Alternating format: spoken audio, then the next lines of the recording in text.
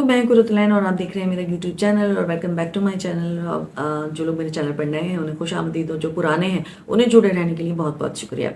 सन 2024 शुरू हो गया, 2 जनवरी है और मंगल का दिन है। आप सबको बहुत बहुत मुबारक हो। अल्लाह करे कि पाकिस्तान में आए वो बहार, वो जिसे कभी भी ख़ज़ा ना आए। और इस साल आपने बहुत सारी चीज़ें जो है उनका अहद किया होगा नए साल में, और मैंने भी किया है। और यकीनन अल्लाह करे कि जो हमारे अहद व पैमान हमने अपने आप से कर लिए हैं उन्हें हम पूरा कर लें। सन 2023 में कुछ गलतियां भी हुई, कुछ अच्छे काम भी हो गए और कुछ अच्छे फैसले भी हुए, कुछ गलत फैसले भी हुए। ज़िंदगी यूँ ही है, खट्टी मीठी, और कभी अच्छा है, कभी बुरा है, कभी अप्स एंड कभी डाउन्स है, लेकिन आपने इसी तरीके से ज़िंदगी गुजारनी होती है।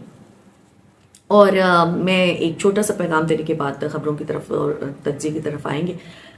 सन 2024 में मेरा ये पैगाम है जो सबके लिए है कि हम वैसे तो लोगों की बहुत ज़्यादा मदद करते हैं, हम राशन भी देते हैं, हम खैरात सदका बहुत ज़्यादा करते हैं, और हमारे यहाँ बहुत से दस्तरखान भी हैं, जैसे JTC का दस्तरखान है। और बहुत ज़्यादा, मैं कराची की स्पेसिफिकली बात कर रही हूँ कि गदागरी बहुत ज़्यादा उरूज पर है। उसकी वजह यह कि हमें लगता है कि जब हमारे कोई मसले मसाइल होते हैं तो हम खैरात ज़कात बहुत ज़्यादा करते हैं, और बहुत ज़्यादा चैरिटी करता है हमारा कराची। और ये भी होता है कि बहुत सारे बेरोज़गार हो जाते हैं, कई लोगों के हमने माहाना खर्चे भी बांध रखे होते हैं। लेकिन यहाँ ये मैं कहना चाहूँगी, सन 2024 में ये अहद कीजिए कि बजाय इसके कि आप लोगों को, वो भी अच्छा होता है, बहुत अच्छा है, आप दस्तरखान लगाएं, खाना भी दें, तकसीम करें, लेकिन मुझे लगता है कि हमें इंडिपेंडेंट बनाने की ज़रूरत है अपनी कौम को। ऐसी टेक्निकल एजुकेशंस दी जाएं, ऐसा बच्चों को इस तरह की एजुकेशन दी जाए कि उस घर के किसी कफ़ील को आप इस काबिल बना दीजिए कि वो कमाने लग जाए, कम से कम इतना वो कमा सके कि वो अपने कुंबे को के लिए थोड़ा बहुत इतना पैसा जनरेट कर सके कि वो अपना कुंबा पा सके। तो मुझे लगता है कि वो चीज़ें भी सही हैं अपनी जगह पर, लेकिन कोशिश कीजिए कि हमारे मुल्क की ये जो एक स्पेशली कराची शहर की गदागरी जो है ना, इसका जो फ़रोग है, इसमें कमी आए। तो मेरी गुजारिश उन तमाम लोगों से जो इस वक्त इलेक्शन कंटेस्ट कर रहे हैं, वो तमाम उम्मीदवार, चाहे वो किसी भी पार्टी से हों, किसी भी हलके से लड़ रहे हों, मेरी किसी भी पार्टी से ताल्लुक़ हो उनका, वो जो इलेक्शन लड़ रहे हैं वो जब जीत के आए तो प्लीज़ इस इशू पर ज़रूर काम करें कि हमारे मुल्क को, हमारे शहर को, स्पेशली शहर की और मुल्क की मैं बात करूँगी, कि हम अपने मुल्क को इस गदागरी की लानत से बचा सकें और हम इससे छुटकारा पा सकें। अच्छा नहीं लगता है कि बहुत ज़्यादा हर तरह से ऐसा लगता है कि हर शख्स जो है वो भीख ही मांग रहा है। तो ये जो एक खुददारी वाला एलिमेंट है वो हमारी कौम से ख़त्म होता जा रहा है। तो मुझे लगता है इस पे काम करने की ज़रूरत है। जो माएँ हैं, जो बहनें हैं, जो बेटियाँ हैं, जो अपने घरों में जो टीचर्स हैं, वो भी इस पे काम करेंगे। हमें खुददारी का लेसन दें कि आपने किसी के आगे हाथ नहीं फैलाना, देखना है तो सिर्फ अल्लाह तबारक व तआला की तरफ देखना है, देने वाली ज़ात उसकी ही है, उसके अलावा कोई नहीं। हाँ, बाकी तमाम वसीले होते हैं, जब हम वसीले की तरफ देखते हैं तो अल्लाह ताला में वसीले से ही अता करता है। तो ज़रूरी है कि डायरेक्ट आप अल्लाह ताला से ही मांगें और कोशिश करें कि किसी के आगे आपको हाथ ना फैलाना पड़े। इसके साथ ही हम बात करेंगे जमशेद दस्ती की वीडियो बहुत ज़्यादा वायरल हो रही है, जिसमें वो रो रहे हैं, बिलक रहे हैं और रो रो के फरियाद कर रहे हैं। किससे फरियाद कर रहे हैं? वो चीफ जस्टिस साहब से फरियाद कर रहे हैं। क्या फरियाद कर रहे हैं? वो ये कह रहे हैं कि उनके घर में उनकी हिफाजत पे मामूर, जो हमारी हिफाजत पे मामूर और जो आइन और कानून को इम्प्लीमेंट कराने के इदारे होते हैं, वो एजेंसीज़, वो पुलिस जो है उनके घर में आती है और तोड़ फोड़ करती है, और उनके सामने और उनके बेटे के सामने उनकी अहलिया को बराना किया जाता है। और मैं तो शौक थी ये सोच करके, 4 दफ़ा वो गालिबन असेंबली में बैठे हैं और इलेक्ट हुए हैं गालिबन, उनके साथ ये सब कुछ हो रहा है। तो एक आम आदमी, उसका क्या हशर होगा। इसके साथ ही पाकिस्तान तहरीक इंसाफ के 90% जो कारकुनान हैं, जो उम्मीदवारान हैं, उनके पेपर्स जो हैं नामजदगी के वो मुस्तरद हो चुके हैं। जब पेपर मुस्तरद हो गए तो उसके बाद लोगों ने अपीलें दायर करने के लिए अदालतों का रुख किया। तो वहाँ पर भी पुलिस जो है वो इस वक्त तैनात की गई है ताकि वो गिरफ्तारियाँ करे उन तमाम लोगों की जो भी आ रहे हैं इलेक्शन کے لیے اپیل دائر کر جو لوگ بھی آ رہے ہیں وہ اپیلیں دائر کرنے کے لیے کاغذات نامزدگی کی مستردگی کے خلاف، تو ان سب کو گرفتاریاں کی جائیں، ان کے گھروں پہ چھاپے ڈالے جائیں اور ان کو پریشرائز کیا جائے کہ وہ کسی طریقے سے الیکشن سے دستبردار ہو جائیں۔ آخر یہ سٹوری ہے کیا؟ کیوں ہو رہا ہے یہ سب کچھ؟ پہلے مجھے لگتا ہے کہ جو لوگ کہہ رہے تھے کہ عمران خان صاحب کا بیانیہ غلط ہے، اور وہ یہ کہہ رہے تھے کہ جی عمران خان، یہ اب تو ہر بات 100% صحیح ہوتی جا رہی ہے۔ خان صاحب نے کہا تھا کہ امریکہ کے کہنے پر ان کو ہٹایا گیا، خان صاحب نے کہا تھا کہ نواز شریف کو لایا جائے گا، اور وہی سب کچھ ہوا۔ اور اب اس ٹولے کو ہم پر مسلط کرنے کے لیے، پاکستان پہ مسلط کرنے کے لیے ہر طرح کی ہر ممکن حربہ اپنایا جا رہا ہے۔ کیا کیا حربے اپنائے گئے جناب؟ سب سے پہلے تو پارٹی کو توڑنے کی کوشش کی گئی۔ انہوں نے سوچا کہ شاید عمران خان کی مقبولیت کو ختم کر دیں گے، اس لیے عمران خان کو جیل میں ڈال دیا گیا، لیکن پارٹی جو تھی وہ اسی طریقے سے متحرک رہی۔ اس کے بعد جب ان کو لگنے لگا کہ ہاں اب شاید پارٹی تتر بتر ہو چکی ہے، اس کے ٹکڑے ہو چکے ہیں، تو اس کے بعد الیکشن کی ڈیٹ اناؤنس کر دی گئی 8 فروری، اور اس کے بعد جو لوگ بچے تھے ان کے اوپر مقدمات، سوشل میڈیا کا کریک ڈاؤن، ہر طرح سے جس طریقے سے بھی یہ تنگ کر سکتے تھے کہ انہوں نے کوشش کی جو نواز شریف کو لانا چاہتے ہیں، اس ٹولے کو یہاں پر بٹھانا چاہتے ہیں، جو ہمارے سر پہ ان کو مسلط کرنا چاہتے ہیں، انہوں نے یہ کوشش کی۔ اور پھر اس کے بعد جب لگا کہ ہاں شاید پارٹی ٹوٹ چکی ہے اور جلسوں پہ پابندیاں، جلوسوں پہ پابندیاں، لیکن عمران خان کی مقبولیت میں کمی نہیں آ رہی، اور لوگوں نے اس تمام خوف و ہراس کے باوجود سب سے زیادہ کاغذات نامزدگی جو ہیں وہ پاکستان تحریک انصاف جمع کروا دیتی ہے۔ چلیں جی، جمع ہو گئے۔ جب پاکستان تحریک انصاف کاغذات نامزدگی جمع کروا دیتی ہے، تو اس کے بعد تمام لیڈران، تمام جو لیڈرز ہیں جن کے مطلب کاغذات جو پرومیننٹ فگرز جتنے بھی، جس کو آپ کہہ لیں گے، ان تمام کے کاغذات نامزدگی جو ہے وہ مسترد ہو جاتے ہیں، جس کے مسترد کر دی گئی۔ سلسلہ یہاں رکا نہیں ہے، صرف کاغذات نامزدگی کو مسترد کرنے پر ہی سلسلہ رکا نہیں ہے، کیونکہ 3 تاریخ کو ان سب نے جمع کروانی تھی اپیلیں۔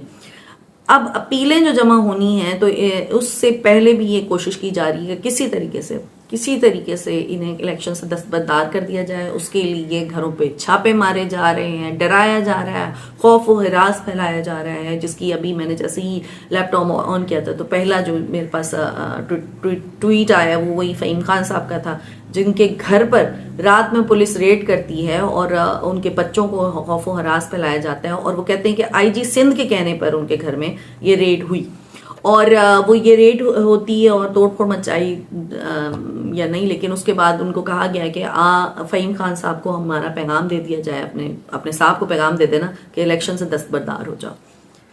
تو یہ سلسلہ ابھی یہ چل رہا ہے۔ دیکھیں گیم آن ہے، لیکن کیا ان تمام وجوہات کے باوجود پاکستان تحریک انصاف ٹس سے مس نہیں ہو رہی ہے؟ وہ قانون کا راستہ اپنائے ہوئے ہیں، قانون کو بالکل بھی ہاتھ میں نہیں لے رہے ہیں۔ اسی طریقے سے خرم لطیف کھوسہ صاحب جو ہیں، وہ کھوسہ صاحب کے بیٹے جو ہیں ان کو گرفتار کر لیا جاتا ہے۔ خیر اپنی تو خبر جو بن پڑی تو ان کو رہا کر دیا گیا ہے، لیکن قصہ مختصر یہ کہ نہ جان محفوظ ہے، نہ مال محفوظ ہے، نہ عزتیں محفوظ ہیں۔ یعنی کہ خان کے ساتھ کھڑے ہونے کی یہ سزا ہے کہ نہ آپ کی جان محفوظ ہے، نہ آپ کا مال محفوظ ہے، نہ آپ کی عزتیں محفوظ ہیں، یہ سزا مل رہی ہے۔ لیکن ان تمام وجوہات کے باوجود پاکستان تحریک انصاف کے نگران چیئرمین بیرسٹر گوہر صاحب نے ایک پریس کانفرنس کی اور اس میں کہا کہ پاکستان تحریک انصاف بالکل بھی بائیکاٹ نہیں کرے گی الیکشن کا، ہم الیکشن کی طرف جائیں گے اور الیکشن ہوگا، چاہے وہ جیسے بھی صورتحال ہے، کچھ بھی ہے، یہ الیکشن پاکستان تحریک انصاف الیکشن کا بائیکاٹ نہیں کرے گی۔ تو کیا اگر میں سوچوں تو میرے خیال میں یہ تمام کے تمام پریشر دیا ہی اس لیے جا رہا ہے کہ پاکستان تحریک انصاف خود بائیکاٹ کر دے، کیونکہ الیکشن میں اگر پارٹی آ جاتی ہے تو اس کے بعد سبھی ایک روز روشن کی طرح یہ چیز عیاں ہو چکی ہے کہ عوام کی ساری ہمدردیاں، عوام کا ووٹ، عوام میں مقبولیت پاکستان تحریک انصاف کی ہے، جو یہ کم نہیں کر پا رہے ہیں۔ اور الیکشن اس لیے کروانا ضروری ہے کہ باہر کی دنیا کو دکھانا ہے کہ جناب ہمارے ہاں جمہوریت ہے، ہم جمہوری ریاست ہیں، اور چاہے بھی جیسے بھی، اور وہاں پر چنندہ جو ان کا گروپ ہے، جو چنندہ ٹولہ ہے، اس کو ہمارے سر پہ مسلط کرنے کی پوری کوشش کی جا رہی ہے۔ بہرحال خبریں تو یہ بھی ہیں کہ شاید وہ چنندہ لاڈلا جو ہے وہ لاڈلا نہیں رہا ہے، اور لاڈلے کی جو وہ ہے دوسری سمت ہے۔ لیکن بہرحال الیکشن کی کوئی گہما گہمی نہیں ہے جناب، جن لوگوں کو اجازت بھی ہے وہ بھی کوئی جلد سے جلوس نہیں کر رہے ہیں، تو یہ الیکشن ہوتا ہوا نظر نہیں آ رہا۔ لیکن پاکستان تحریک انصاف الیکشن کا بائیکاٹ نہیں کر رہی، اور نہ ہی پیچھے ہٹ رہی ہے، اور خان صاحب کی طرح ڈٹے ہوئے ہیں ان کے کھلاڑی، اور قانون کا راستہ اپنا رہے ہیں، اور قانون کو ہاتھ میں نہیں لے رہے ہیں۔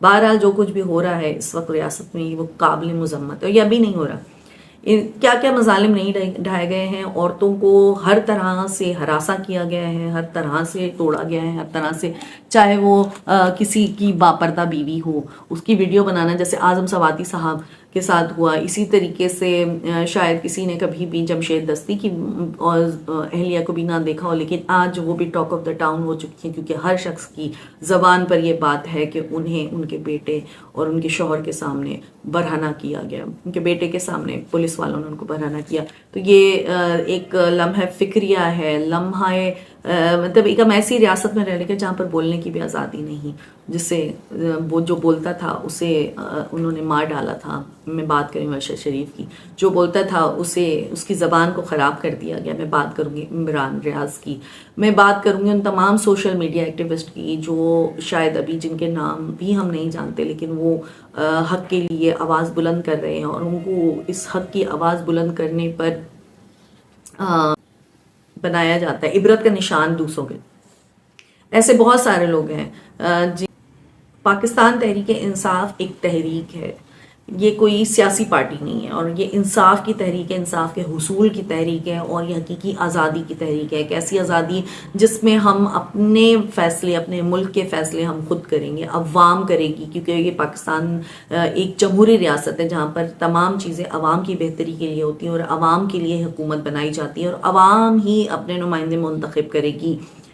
لیکن افسوس کہ اس وقت جو کچھ بھی ہو رہا ہے پاکستان میں، اس میں عوام کا تو بالکل بھی کچھ نہیں سوچا جا رہا۔ مہنگائی کی بھٹی میں پستی ہوئی عوام، بے روزگاری اتنی ہو چکی ہے کہ روزگار کے کوئی مواقع نظر بھی نہیں آ رہے ہیں، کتنی ساری فیکٹریز بند ہو چکی ہیں۔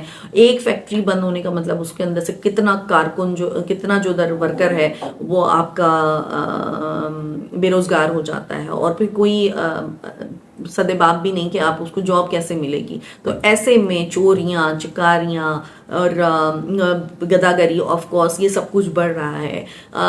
آئے دن فیکٹریز پتہ نہیں کیوں کراچی میں جل رہی ہیں، مجھے یہ سمجھ میں نہیں آ رہا۔ پہلے پورٹ قاسم پہ ہوا، پھر کورنگی میں ہوا، اب جگہ جگہ پر آپ کو یہ نیوز سنائی دے رہی ہے کہ مطلب کبھی کوئی فیکٹری جل رہی ہے، کبھی کوئی مال جل رہا ہے۔ یہ خبر، یہ بات مجھے کچھ ہضم نہیں ہو رہی، اگر آپ کو سمجھ میں آئے تو مجھے بتائیے گا ضرور۔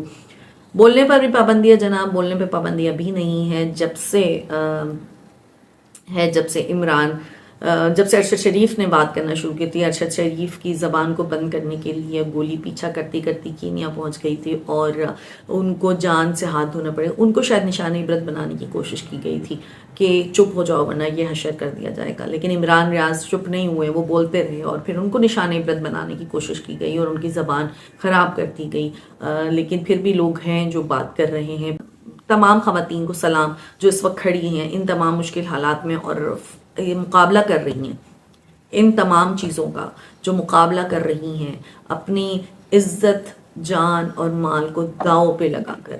اللہ تعالیٰ پاکستان کا حامی و ناصر ہو، اور پاکستان میں اترے وہ فصل گل جسے کبھی بھی خزاں نہ آئے۔ یا اللہ میرے وطن کی بھی حفاظت کرنا، اور ہم سن 2024 میں دیکھیں وہ آزاد حقیقی آزاد پاکستان جس کا خواب عمران خان نے دیکھا ہے اور آپ سب نے دیکھا ہے۔ پاکستان زندہ باد، عمران خان پائندہ۔